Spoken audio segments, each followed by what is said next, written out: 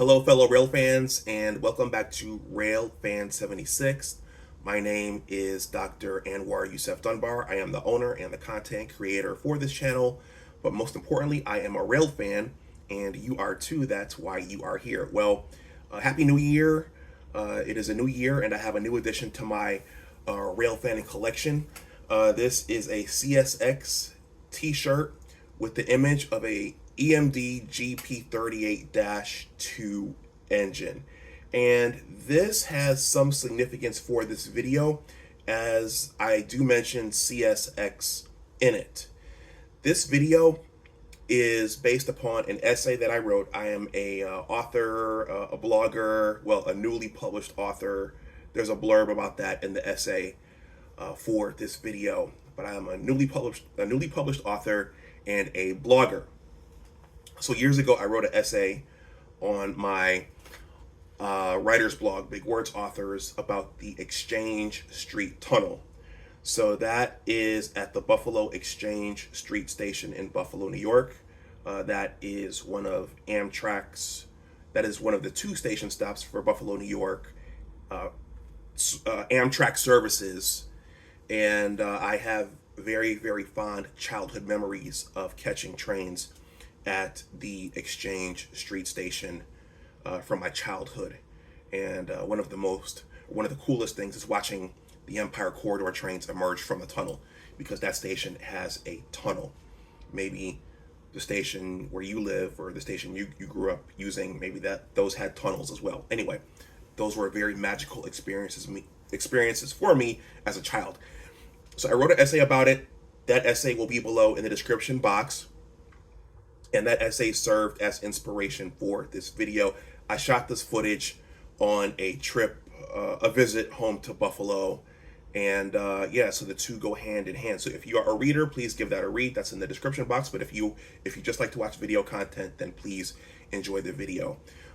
Please like, share, and subscribe. A brief summary. This talks about the station. It talks about how trains come in and out of the station, going east or going west. And it just talks about the Exchange Street Station and how Amtrak services that station.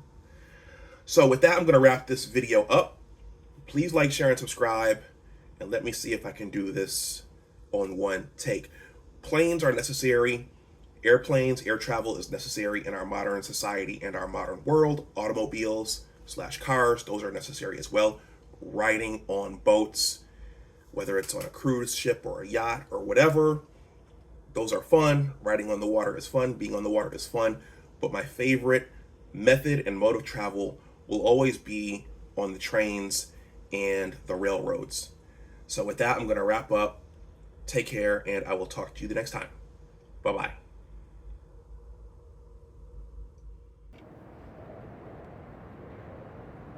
Now this might surprise you, but technically, this is actually the second video shot for this channel. It was taken on the same trip where I shot the footage of my going to see my cousin Henry in Long Island. If you haven't watched that video, please give it a look and consider subscribing to this channel if you are not subbed. For those of you who don't know, I am also a writer. I wrote an essay on my writer's blog years ago discussing the Exchange Street Station and tunnel and fond memories of catching the Empire Corridor Amtrak trains there. I am leaving that essay below in the description box of this video for the readers. I actually embedded a video from Amtrak Guide 365 there about the F40 PH engines, which I might switch out for this one.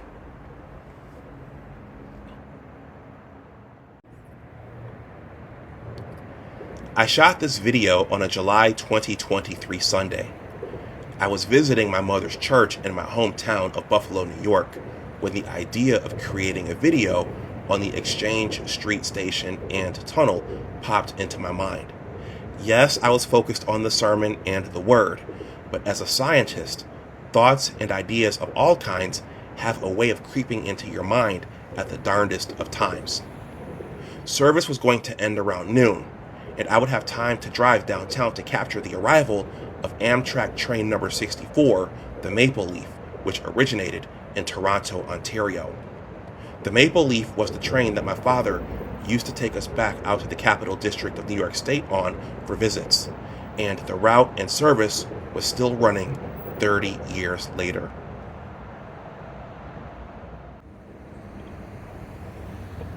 The Amtrak Buffalo Exchange Street Station sits on the southern edge of downtown Buffalo underneath the Interstate 190 Expressway.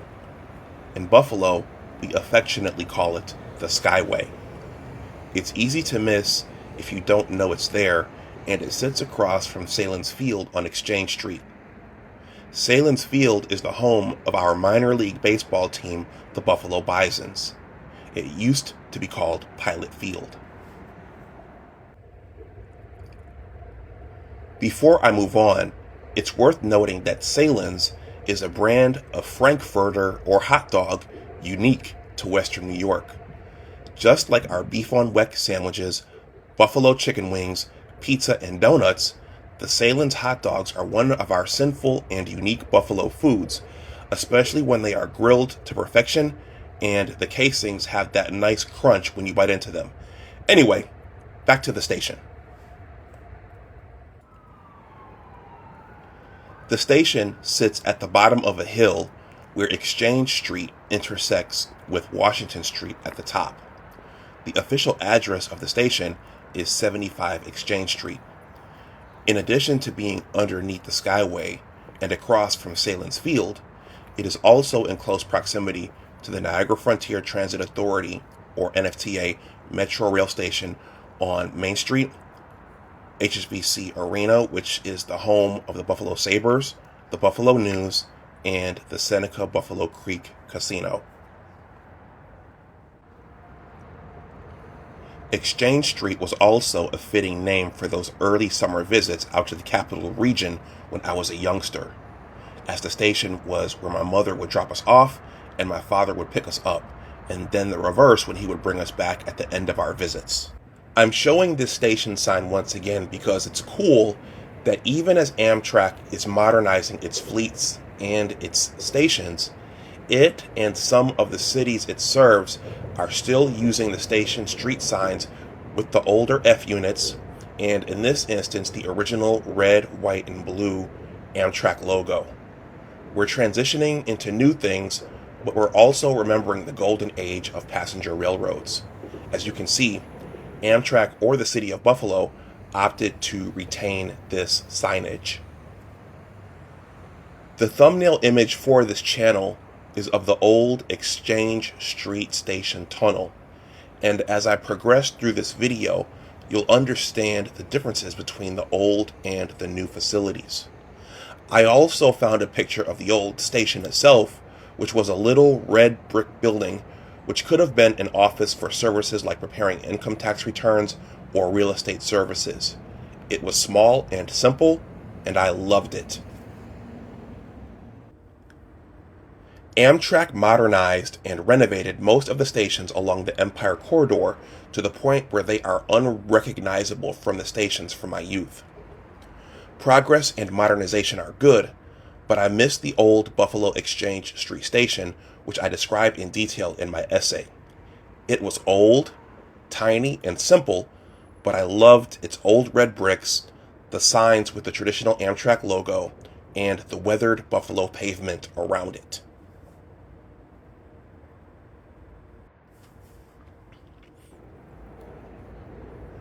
That said, the new station is actually a beautiful structure.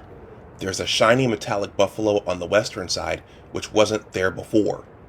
The old station was also completely exposed, but there are now gates and barriers between the parking lot and the train tracks. The inside of the station is cavernous and roomy in comparison to my beloved old station, which was for the most part a tiny waiting room with old benches, restrooms and vending machines, and the station attendant's office, which had the older plastic arrival/departure schedule with the removable letters and numbers. Most notably, the new station has a modern electronic arrival and departure board, and the station attendant has a more comfortable workspace.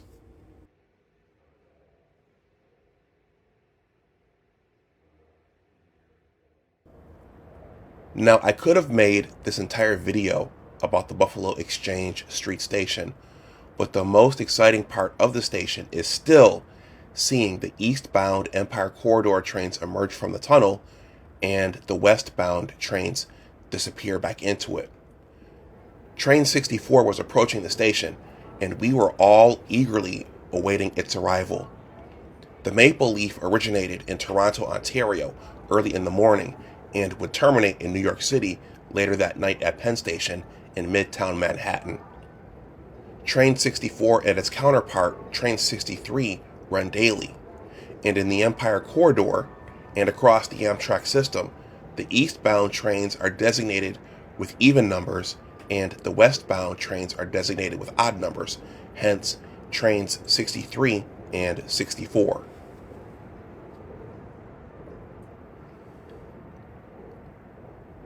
Even though some of Amtrak's equipment and the station had been updated, some things hadn't changed, and Train 64 was ceremoniously late. This is because the Maple Leaf has to cross the United States-Canadian border and thus has to go through customs, and also a crew change. When I got old enough to ride the Empire Corridor trains myself, I started opting to take the Niagara Rainbow, Train 284, which leaves first thing in the morning. It was always on time, and I always got my choice of seat after boarding, while the Maple Leaf was always late and was typically full of passengers by the time it arrived at Buffalo Exchange Street Station.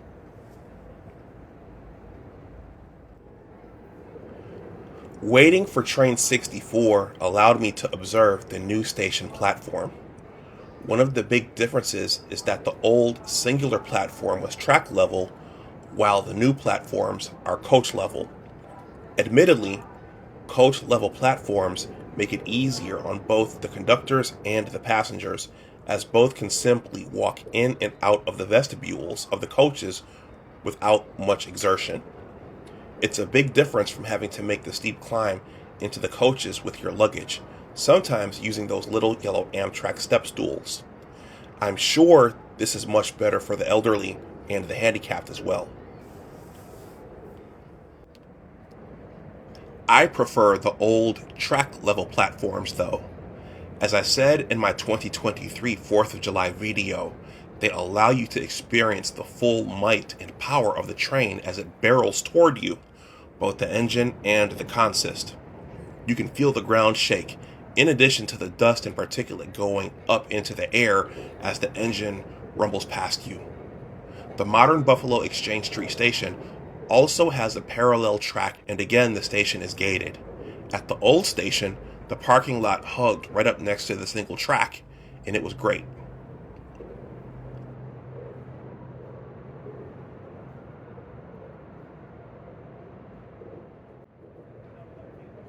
So we waited, and we waited, and then we waited, and we waited some more. Pop and soft rock music played as we all watched the tunnel and the digital signs on the platform. We all waited patiently for Train 64. Just like in the old days, the traffic from the skyway above us drowned out any chance of hearing the hum of the engine itself. Only the air horn alerted you that it was near. Your only other clue was the illumination of the rails in the tunnel as the train approached.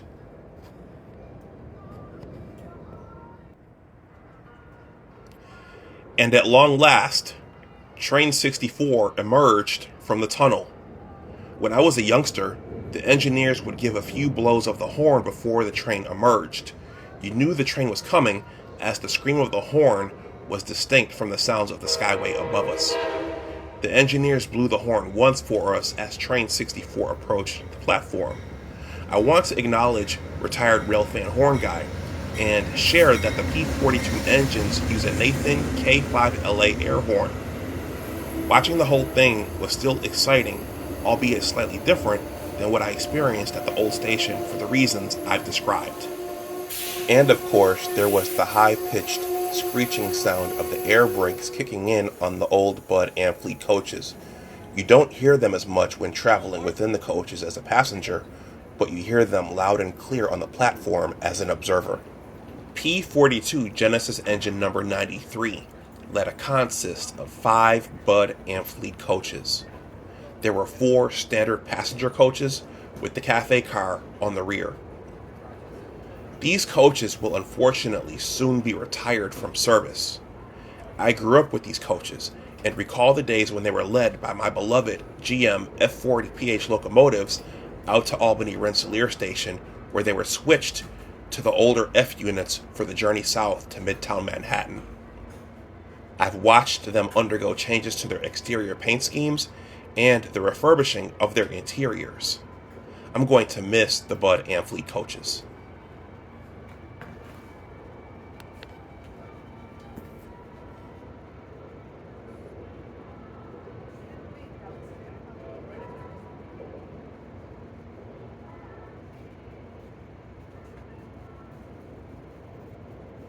With a gentle wave of the hand and a few words on the walkie-talkie down to the engineers, I believe, it was time to go. The Maple Leaf was over an hour late, so the crew wasted no time boarding the passengers. I think the conductor was confused when he saw me rail fanning, recording the whole thing, and not boarding the train, though I wished that I was. I think delayed airplanes can make up time easier as they're traveling through the air. It's harder, though, for travel on the ground. After boarding the passengers, Train 64 swiftly departed and disappeared en route to its eastern stops along the Empire Corridor.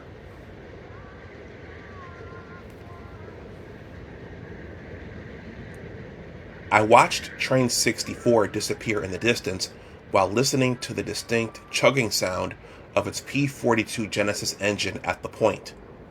It's interesting that while the P-42 Genesis units are modern diesel-electric engines, when they accelerate and reach their top speeds out on the high iron, they have a pulsating sound like that of older steam engines. Have you observed the same thing when listening to them?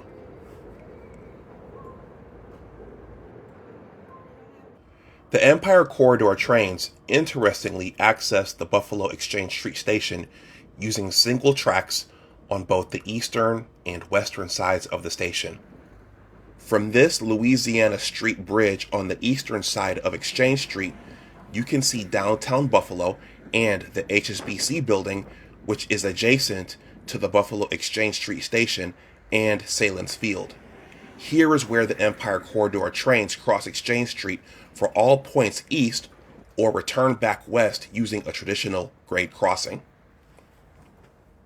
The eastern track extends from the Skyway area to the old Buffalo Central Terminal, where it joins up with the CSX main line near the Broadway Yard. There the trains travel parallel to Broadway Avenue through Cheektowaga out to the Buffalo Depew station at 55 Dick Road.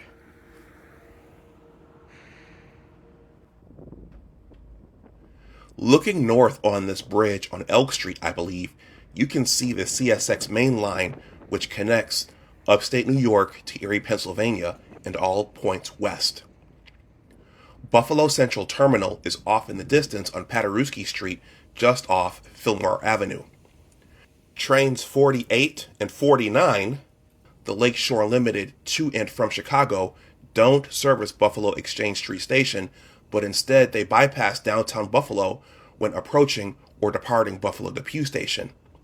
There's actually a short here on my channel capturing an eastbound Maple Leaf train passing Buffalo Central Terminal to join up with the CSX main line.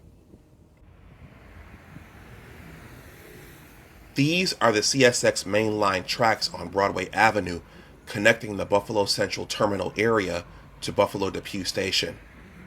On this stretch of trackage, you cross from Buffalo into Cheektowaga, passing the Broadway CSX yard, the Thruway Mall area, Interstate 90, and the Walden Galleria Mall before arriving in the village of Depew. This was actually Conrail trackage when I was a youngster. Can you tell that I've been making this trip my entire life? From Buffalo Depew Station, the Empire Corridor trains make the beautiful, scenic upstate New York journey eastward, making station stops at Rochester, Syracuse, Rome, Utica, Amsterdam, Schenectady, and Albany Rensselaer. I get butterflies thinking about it. You get to see just how beautiful and scenic upstate New York is with its farmland, forests, swamp areas, mountains, and finally the Mohawk River. The stretches between the station stops are peppered with farms, smaller towns and villages, and older structures of all kinds. The route also crosses over and under the Interstate 90 Expressway at various points. I'm long overdue for riding on the Empire Corridor, and one day I'll capture that trip here on this channel. At Albany Rensselaer Station, the trains turn south and head to New York City along the Hudson River. That portion of the route is a lot of fun too. The western track emerges from the tunnels underneath downtown Buffalo and the Skyway at what we call the waterfront in Buffalo, which is LaSalle Park and the surrounding properties. It then runs parallel to the Interstate 190 Expressway along the Niagara River and the west side of Buffalo before passing through suburban Tonawanda and then on to Niagara Falls. The Niagara Rainbow terminates in Niagara Falls, New York, while the Maple Leaf crosses the Niagara River Gorge into Niagara Falls, Ontario, where the train goes through customs and officially becomes a Via Rail train for the remainder of its trip up to Toronto. To this day, I've never made that leg of the journey, and it's on my bucket list. I'll capture it on this channel when I do, in addition to riding on the Via Rail system, which I also want to do both out to the Atlantic Ocean and the Pacific Ocean, and everywhere in between.